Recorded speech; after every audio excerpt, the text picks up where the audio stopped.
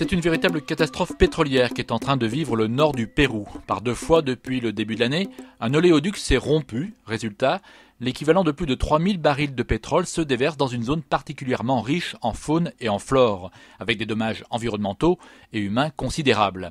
Plus de 8000 habitants sont directement touchés par cette catastrophe. Alice Richaume, bonjour. Bonjour.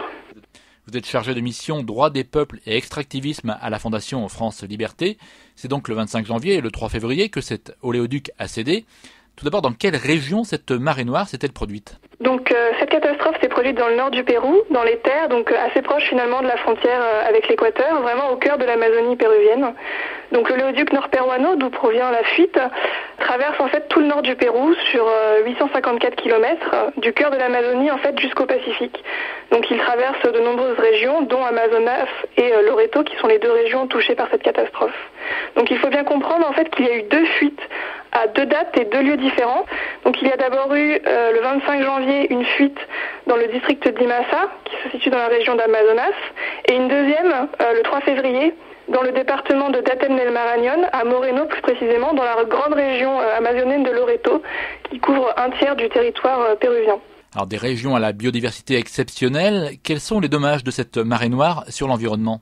Comme vous l'avez dit, il y a eu 3000 barils de pétrole brut en tout qui ont été déversés, donc à peu près 2000 pour la région de Imassa-Chiriaco et 1000 pour celle de Moreno. Donc on estime que plus de 10 000 m² ont été recouverts par du pétrole et affectés finalement par cette pollution. Et c'est vrai, comme vous l'avez dit, c'est une région qui a une biodiversité très importante puisqu'on se situe non loin d'une zone protégée, celle de Santiago Coimana, qui a été créée en 2000. Et on note dans cette région qu'elle pourrait être finalement la plus riche en faune du pays. On y découvre régulièrement des espèces qu'on ne connaissait pas, ainsi qu'une flore très très riche également, avec énormément d'orchidées notamment. Donc c'est vrai que c'est des dommages sur l'environnement considérables, d'autant plus que les affluents de la rivière Marañón, qui se jette dans l'Amazone, donc qui est la rivière principale de la région, ont été touchés et donc touchent aussi cette rivière. Alors voilà pour l'environnement. Des dégâts importants sont aussi à déplorer sur les populations. Quels sont ces impacts sur cette population ? Du fait que cette rivière a été touchée, le pétrole se répand davantage, donc le nombre de gens affectés est plus important. Donc on compte à peu près 8000 personnes affectées dans cette région où la démographie est finalement assez faible, donc c'est quand même important. Donc les premiers effets, c'est finalement la santé, puisque beaucoup de gens ont été en contact direct avec le pétrole brut. Donc ce contact direct par l'inhalation de benzène notamment va poser des problèmes au niveau de la peau, mais également au niveau des yeux et surtout des problèmes respiratoires au niveau des bronches, etc., entraînant des maladies qui peuvent être très graves. Et l'inhalation du benzène est également source de cancer. Un deuxième point qu'il faut relever, je pense, c'est le fait que l'eau est évidemment contaminée et que ces populations n'ont pas un accès à l'eau potable en dehors des points naturels dans la rivière qu'ils prennent directement, par exemple. Donc les exploitations de cacao sont également touchées dans la région, donc ça remet en cause leur agriculture pour vivre. La pêche est devenue impossible et donc l'eau est inutilisable également pour irriguer les cultures. Donc ça pose énormément de problèmes quant à la subsistance de ces populations sur place qui se retrouvent dans une situation critique pour survivre. Et face à cette catastrophe, la compagnie pétrolière fait-elle tout ce qu'il faut pour dépolluer ? Est-ce qu'elle y met les moyens ?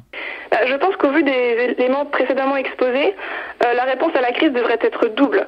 Premièrement, il faudrait répondre à l'urgence, c'est-à-dire fournir aux populations privées de leurs moyens de subsistance vraiment de l'eau potable et de la nourriture en quantité suffisante et le temps qu'il faudra pour qu'elles retrouvent leurs moyens de subsistance naturelle et que l'eau soit de nouveau propre à la consommation.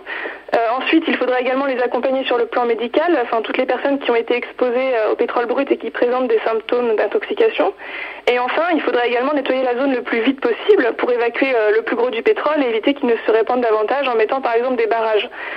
Dans tous les cas, on sait qu'il faudra plus d'1 an pour que la zone soit de nouveau propre. Et par rapport à ces points qui semblent cruciaux pour répondre à la situation, l'entreprise a mis énormément de temps à répondre. C'est-à-dire que pour ce qui est des vivres et de l'assistance médicale, les autorités d'Amazonas n'ont reçu de l'aide matérielle que début mars, donc soit 1 mois après le début de la catastrophe. Et la commission des peuples indigènes du Congrès a vraiment dénoncé ce retard et que finalement pas une goutte d'eau n'avait été envoyée aux populations affectées en 1 mois. Pourtant, le 17 février, le ministère de la Santé péruvien tweetait qu'il arrivait à Datem del Marañón, donc une des communautés touchées, avec 22 000 litres d'eau potable. Donc déjà, on peut s'interroger sur le fait que ce soit le gouvernement apparemment qui fournisse l'eau et pas forcément l'entreprise. On ne sait pas trop finalement qui fournit cette aide humanitaire indispensable. Et en plus, le fait de tweeter cette nouvelle et que finalement les populations sur place disent que non, elles n'ont rien reçu, on peut aussi se poser la question de l'effet médiatique surtout de ce genre d'annonce. Donc cette aide est non seulement tardive, mais en plus elle n'arrive pas partout, puisque la communauté de Huachapea, dans la région d'Amazonas, s'est plaint de n'avoir toujours rien reçu, alors que d'autres communautés avaient reçu effectivement début mars quelques ressources. Donc il a vraiment fallu une forte demande sociale pour qu'un plan d'urgence soit déclaré dans ces régions. Et pour cette phase de dépollution, il faut aussi signaler que des enfants ont été mis à contribution pour nettoyer.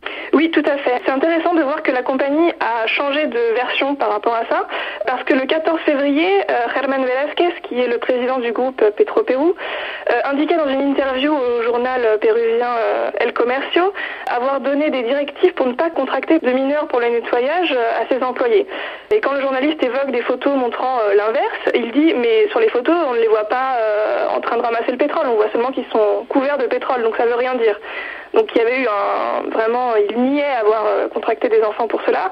Et ensuite, il a changé de version en disant qu'effectivement, il y avait eu des enfants qui avaient été contractés, mais que lui n'y était pour rien puisque des instructions avaient été données et que finalement les autorités de Petroperú n'étaient pas au courant de ces pratiques et qu'elles avaient été sévèrement condamnées. Donc du coup, pour un petit peu contrer le scandale de ces enfants qui ont du coup présenté des symptômes d'intoxication, l'entreprise a pris en charge un de ces enfants et l'a fait hospitaliser dans une clinique de Lima. Donc voilà ce qu'on peut dire pour l'instant sur le travail des enfants. Peut-être qu'une enquête approfondie sera ensuite menée pour déterminer les responsabilités de l'entreprise. Et cette responsabilité de Petroperú, la compagnie pétrolière, est clairement montrée du doigt. Nous verrons la semaine prochaine que cette catastrophe aurait pu être évitée. Merci Alice Ruchaume. Merci à vous. Monde solidaire à retrouver sur fréquenceterre.com. Philippe Bourri, Fréquence Terre. Retrouvez et podcastez cette chronique sur notre site fréquenceterre.com.